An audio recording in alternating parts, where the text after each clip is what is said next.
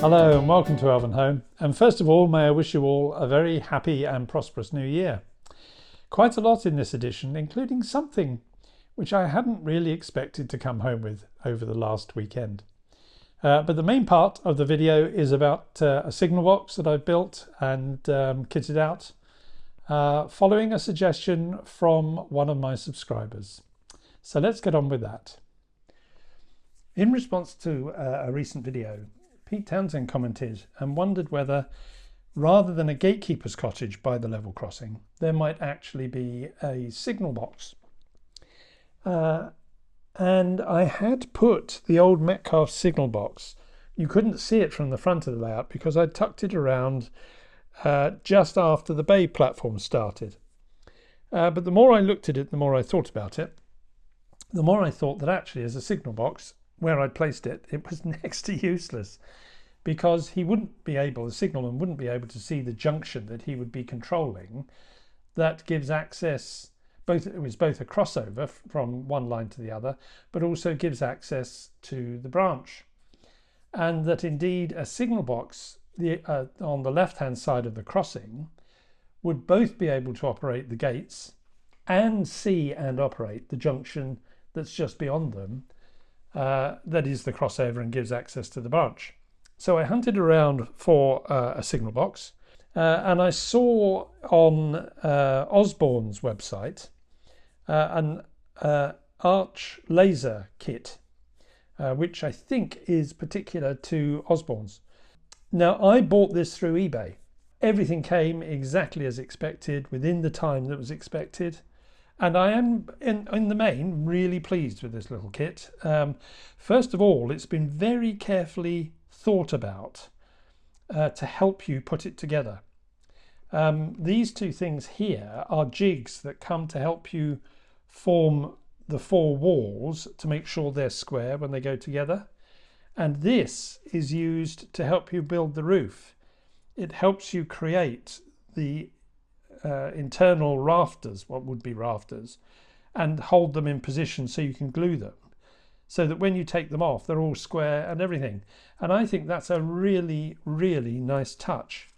Even building these stairs, which are all separate parts, was really straightforward. The holes into which the little stairs go, they do clip in and they hold, and it was a relatively straightforward task, putting all the steps in on one side, then aligning to fit this over. Now that's not an easy thing to do usually in Engage, but it was pretty straightforward. Once you've got the other side on, then you glue. Let that dry, turn it over, and then you glue this side. And there is a set of stairs. And there's a spare stair because they obviously have to cut an even number, and you don't need an even number. So if I bring this up into focus about here, hold my hand still, let's go down a bit.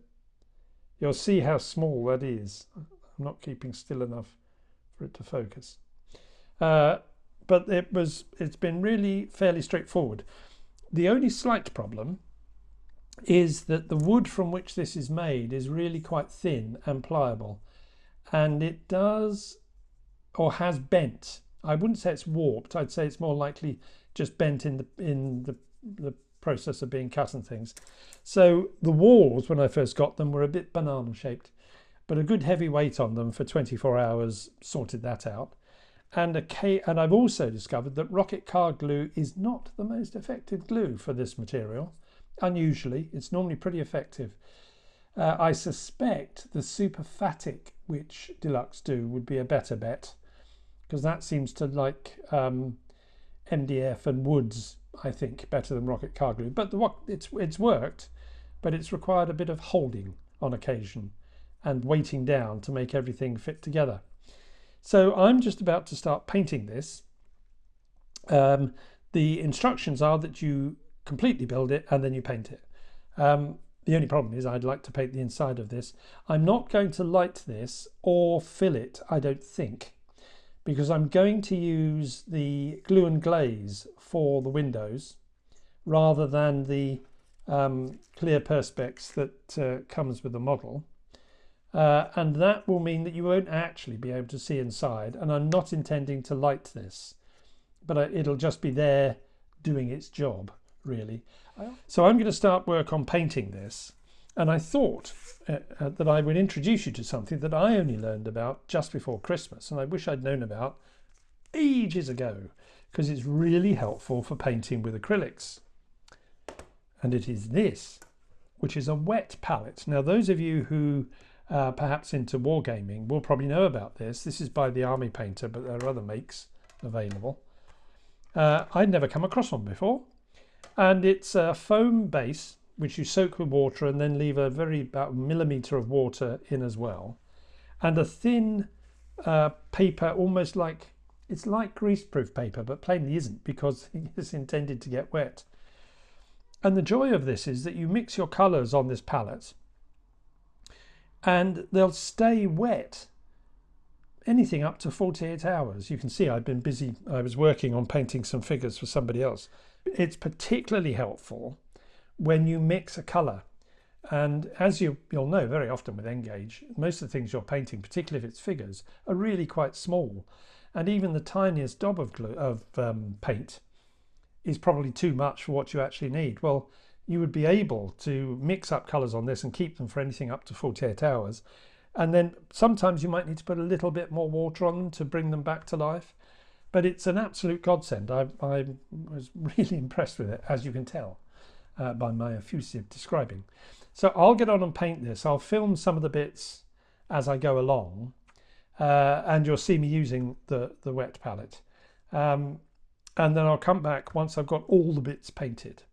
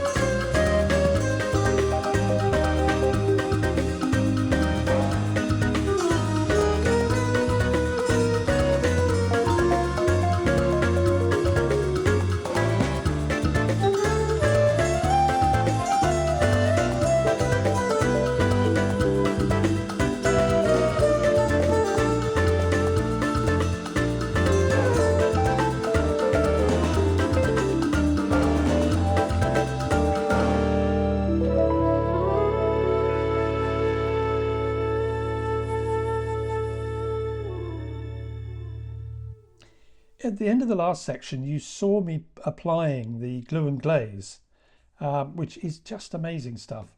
And it really has done the job rather well. If I bring this up to the camera, put it into focus, there we go. You'll see that it's done a really good job of putting the glass in.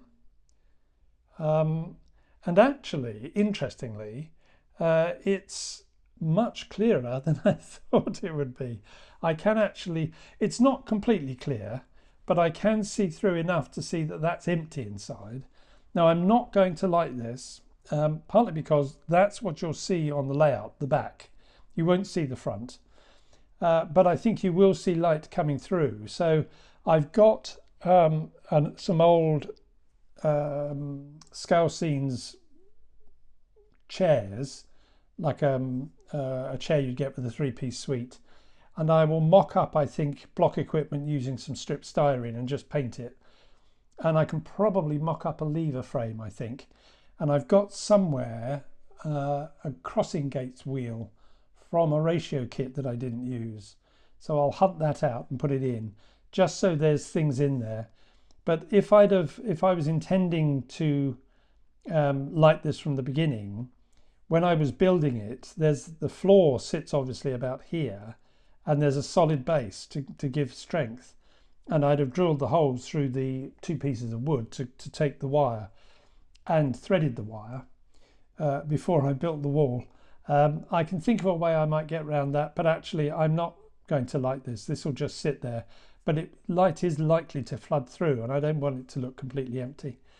This does fit very well. I've just put this on. It's not completely clicked into place, but the frame on which this sits actually goes into the carcass itself, so that this sits down and you don't need to glue that. I've now just put that properly into place. And I'm really, really impressed with this little kit. It's been very thoughtfully put together. It all went together as it should. The only issue was that it was quite thin wood, so there was a bit of a bow on some pieces. Really, that was mainly overcome by just sitting holding on to things whilst they dried. And because rocket car glue is quite quick at drying, that wasn't too long a process. One thing about the painting, I don't. The kit recommends that you use enamels, and I can see why, having used acrylics.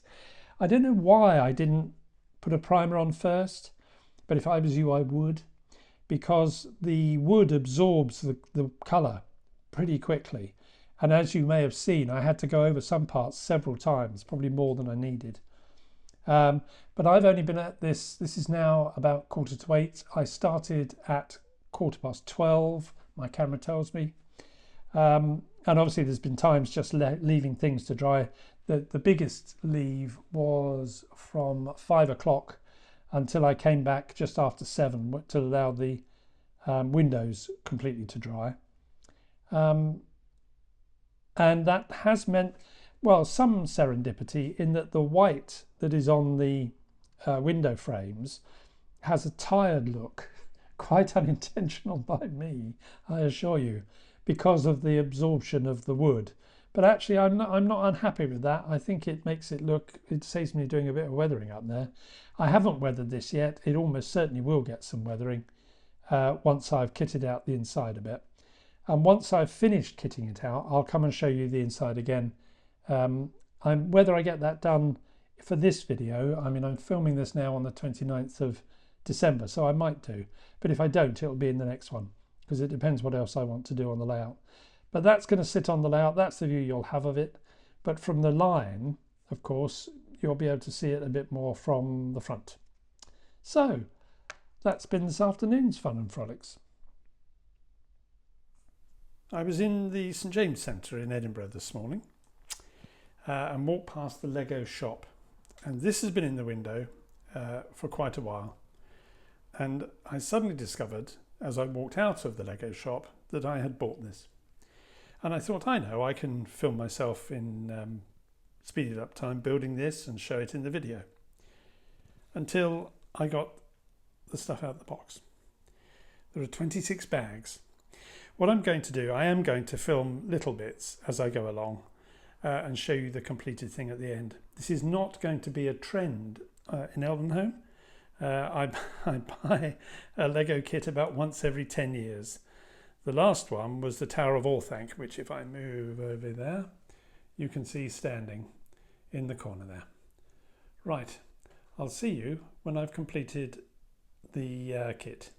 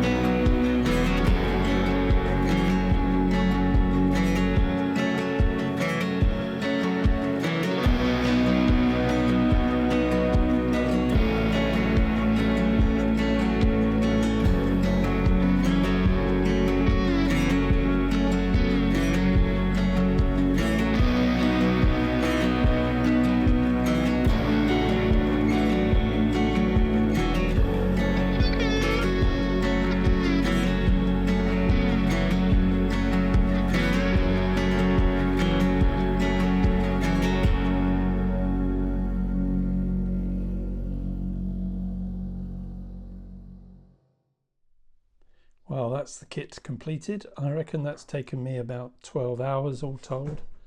It is a lovely thing, I have to say. Of course, it's out of gauge, which is its main drawback, but it is also a substantial thing, and it's going to live on our fireplace. We don't actually, there's a gas fire there, but we never use it because the central heating's enough, and that will have pride of place in front of the fire in our main room. I do have a lighting kit coming for this. I may take some footage of that when I put it in. I'll see. I'm not quite sure when it's gonna turn up, but it'd be nice to have that internally lit, and then this little coterie of people can all go in there.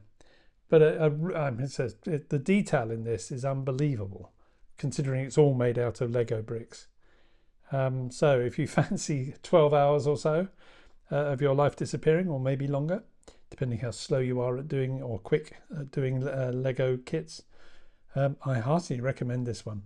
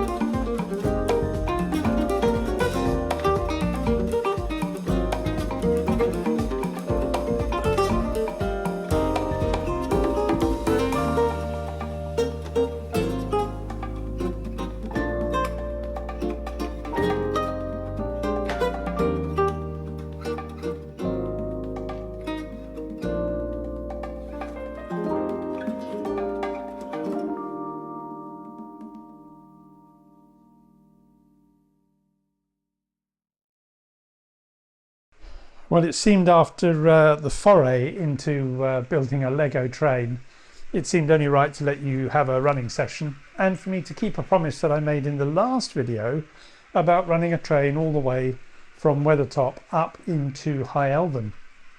And that view, of course, is the first time that it will have been seen with all the track laid and ballasted and all the scenery in. So that was quite something actually to watch that going up into the station. The signal box, as you may also have noticed, is in its position and it has lights. I think I knew every time I said, oh, I'm not going to like this, that of course I was going to like this. And so I set to in building the interior, and I'll put up here which shows you the various bits before I painted them. I think it's before I painted them. The first thing you'll see on the left is the scale model scenery armchairs, which I think I painted a leather brown. It's probably okay like that, but it looked better with leather brown. In front of the frame is a clock from a kit that I had, which had a generic sprue of bits, and the clock wasn't needed. So I cannibalized that for the signal box, because that really must have a clock. The frame was just made out of various bits of strip styrene, and I used some offcuts of the uprights to give me the block signal signal block indicators, and a couple of finials off of another spare bits of kits to give me something vaguely approximating bells. And then on the right I had a desk and chair, which is just part of my stock, which I painted up. And now what I'll do is switch to, once I'd finished and put everything in, and just to give you a look of what the interior looks like. You really can't see very clearly unless you get quite close, and it's quite hard to get quite close. But I thought it looked fine, and it gave a close enough approximation. And the signal box is now in its place. So thank you, Pete, for the idea. And I think that's much better than what I was going to put in there, and it's going to make doing scenic work around it much easier as well. So that pretty much, I think. Oh no, the other thing, of course, some of you may have seen I did a YouTube short. Not sure they're going to become a regular thing. And the train just going into view and coming out now is a LMS Black 5. And it's running with its younger brother, the BR Standard 5MT. Rouse of Sheffield, I have to say, played an absolute blinder just before Christmas, because Bachmann delivered them to them on the Wednesday before Christmas, and it arrived with me on Saturday. So I did really well, because I wasn't expecting to see this to the new year. And I'd already bought the chip at Worley, so I had the chip waiting for it. And so the running session was, of course, the LMS Black 5 with Staniers, and the BR Standard 5 with Staniers, and 2 Mark 1s, which are just about making their way into the rakes of coaches. So that is now everything, I think. I hope you've enjoyed the video. If you've liked it, please do give it a thumbs up. It's all very helpful. And if you haven't subscribed, well, please do subscribe, because that's pretty good too, and it'd be nice to have you along. And if you've got any comments, well, please do let me have your comments, because I really enjoy getting those and responding to them. The work next, I think, is to build the mock-up and test the water for the canal, and to get on with doing more scenic work around this area. I mean, I have to say, it looks pretty good considering I've done no scenic work on. That sounds terribly immodest, but you know what I mean. But I do want to obviously get on with the scenic work for this area, and also to get the woodyard back in place, and the canal done. So this is the area that I'll finish off on scenic work over the next couple of weeks, I think. And then we will take stock of all the other things that we need to do. I think it may take you and me a bit longer to get all the scenic work completed on this side, but we'll wait and see. So with that, and as this train disappears into its tunnel, that's bye-bye from me. Bye-bye.